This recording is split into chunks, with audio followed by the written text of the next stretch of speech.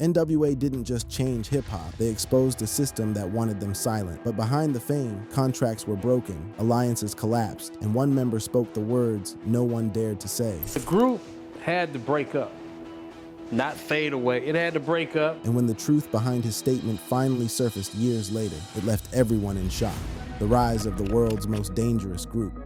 In the scorching summer heat of Compton, California, something revolutionary was brewing, something that would forever change not just hip-hop, but the entire landscape of popular culture across the globe. This is the story of N.W.A, Niggas with Attitudes, a group that didn't just make music, but also ignited a cultural explosion that still reverberates through our speakers today, over 3 decades later. One thing that a lot of people don't understand about N.W.A's story is that it wasn't some carefully orchestrated rise to fame, meticulously planned by industry executives in boardrooms. No, this was raw, unfiltered chaos, born from the streets, fueled by rage, and propelled by a kind of creative genius that only emerges when young artists have absolutely nothing to lose and everything to say. Picture this. It's 1986 in South Central Los Angeles, and the crack epidemic is tearing communities apart like a hurricane. Racial tensions are at a boiling point. The LAPD's aggressive policing tactics are creating an atmosphere of fear and resentment in predominantly black neighborhoods. And in the middle of all this turmoil, a former drug dealer named Eric Eazy-E Wright is about to make a decision that will change music history forever. Eazy, him and Dre knew each other. Eazy wanted to be a manager.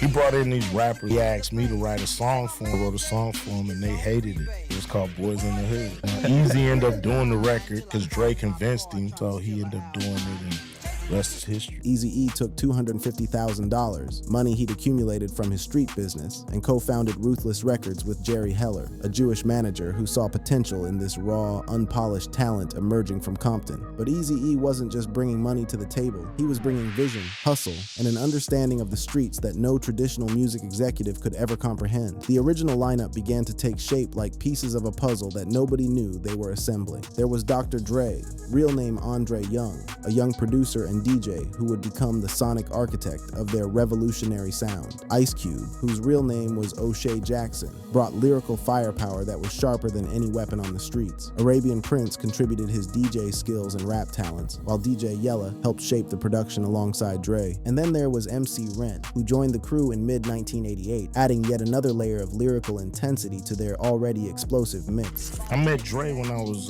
14 years old.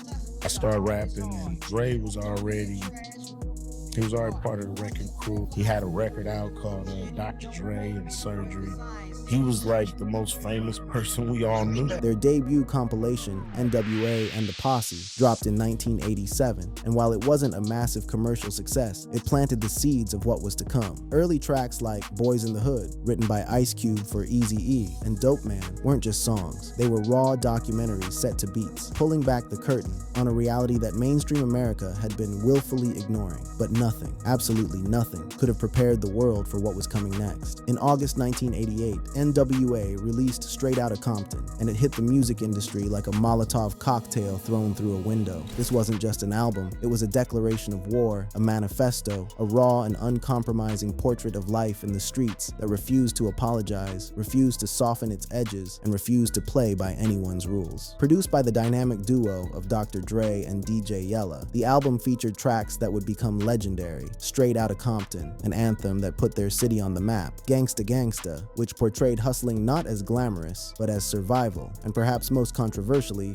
the police, a raw protest against LAPD brutality that would earn them an FBI warning letter in 1989. Let me repeat that. The FBI, the Federal Bureau of Investigation, actually sent a warning letter to their distributor, Priority Records, because of a rap song. The letter urged them to meet with Ruthless and try to reconsider their violent advocacy, citing real-world copycat incidents. Can you imagine that happening today? Actually, scratch that. Can you imagine how much free publicity that generated? The establishment tried everything to shut them down. The album's explicit language was deemed misogynistic, homophobic, and pro-violent by critics. Radio stations refused to play it. MTV wouldn't touch it with a 10-foot pole. Venues received threats, and concerts were canceled amid death threats targeting police. There was even a Pentagon investigation into the group's activities. But here's the beautiful irony. Every attempt to suppress N.W.A only made them bigger. Every ban, every boycott, every outraged editorial in a newspaper just drove more people to seek out their music. The album went on to sell over 3 million copies and achieved double platinum status. And this was accomplished without major radio support or MTV airplay. Think about that for a moment. In an era when radio and MTV were the gatekeepers of musical success, N.W.A. kicked down the door and built their own path to the top. All those suburban kids that opportunity to experience this shit. So now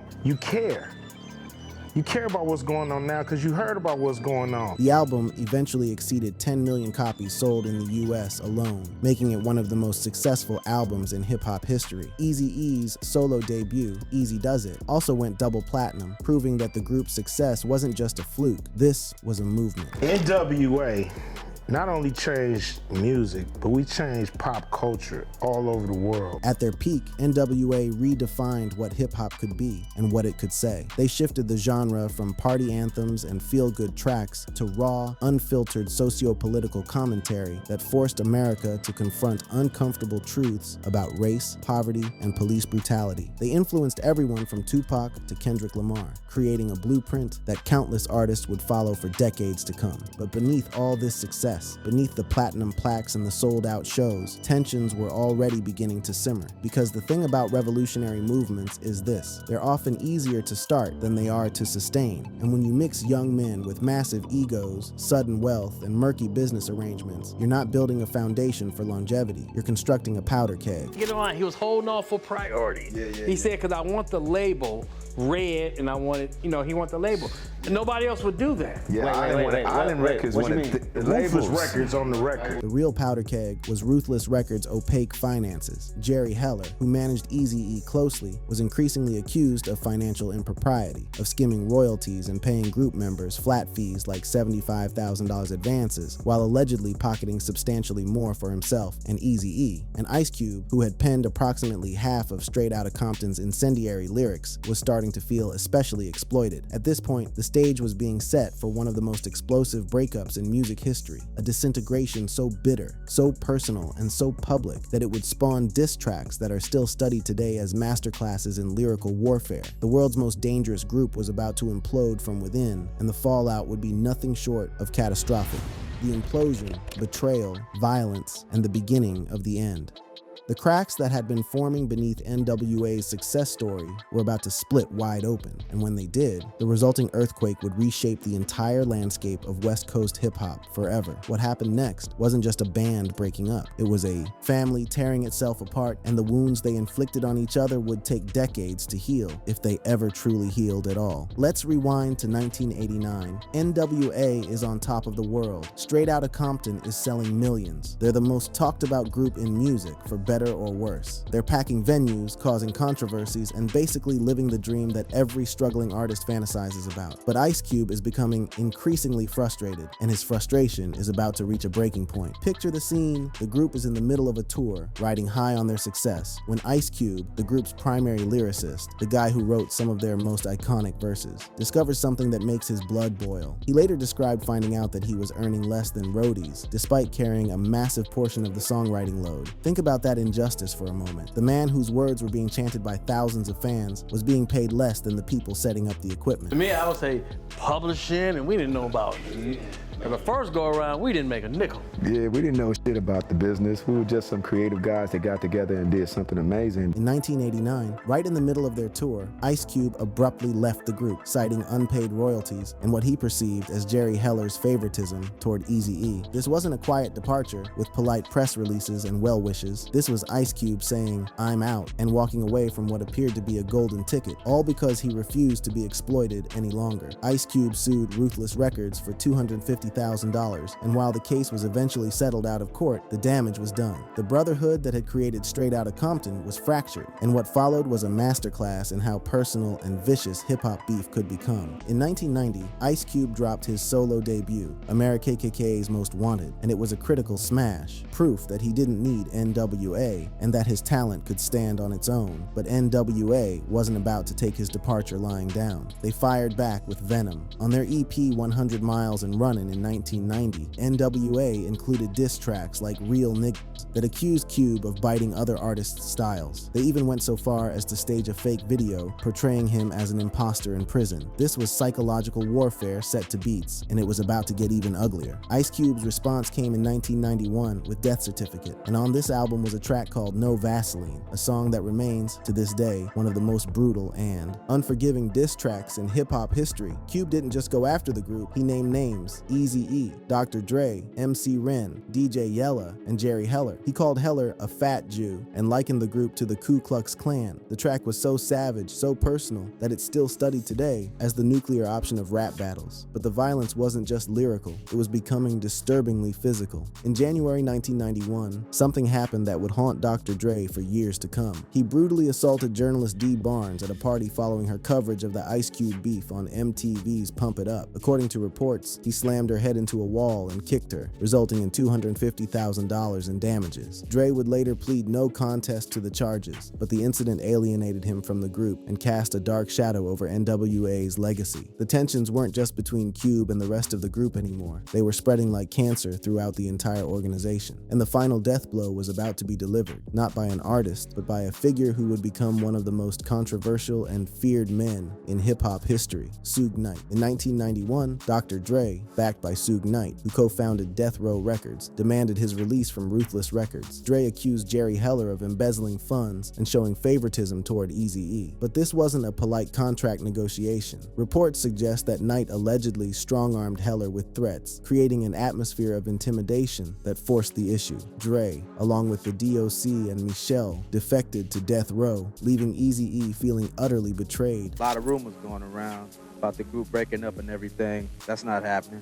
We're still a part of N.W.A. N.W.A. is still together. I just had to move aside for a minute and do my own thing, make a little bit of Dre's money, you know what I'm saying? Ren is doing his own solo thing, and everybody's gonna get paid. Eazy-E felt stabbed in the back by someone he considered a brother, and he would later diss Dre with homophobic slurs in Real Motherfucking G's in 1993, adding yet another layer of ugliness to this increasingly toxic situation. Despite all this internal chaos and warfare, N.W.A.'s sophomore album, for Life, dropped in May 1991. And here's the crazy part. It debuted at #1 on the Billboard 200, becoming the first hardcore rap album. To achieve this feat, they were literally falling apart while simultaneously reaching the peak of commercial success. But the achievement was bittersweet, marred by the exits and the lawsuits, and the knowledge that this was the end. N.W.A. officially disbanded in 1991, though there was no formal announcement, no farewell tour, no reconciliation. There was just a trail of lawsuits, bitter recriminations, and a silence that spoke volumes. Looking back, the breakup stemmed from fundamentally unequal contracts. Members had been signed as employees of Ruthless Records, not as partners, which meant they had no ownership stake in the empire they were building. Jerry Heller's mismanagement, whether intentional or not, created a system where the people creating the art weren't sharing equitably in its profits. And then you had egos, massive, outsized egos amplified by sudden fame and wealth, clashing with each other in increasingly destructive ways. Eazy-E would later admit having regrets about how things went down, but he also blamed external pressures, particularly Suge Knight's alleged intimidation tactics, for accelerating the group's demise. The world's most dangerous group had imploded, leaving behind a legacy that was simultaneously brilliant and broken, revolutionary and tragic. They had changed music forever, but at what cost? They had spoken truth to power, but had lost their brotherhood in the process. They had become legends, but the price of that legend was their unity. However, the story wasn't over yet, because what happened to the individual members after the breakup would prove to be just as fascinating, just as tragic, and in some cases, just as triumphant as their time together. The final chapter of the N.W.A. story was still to be written, and it would be written in solo careers, Hollywood blockbusters, billion-dollar business deals, and heartbreaking tragedy.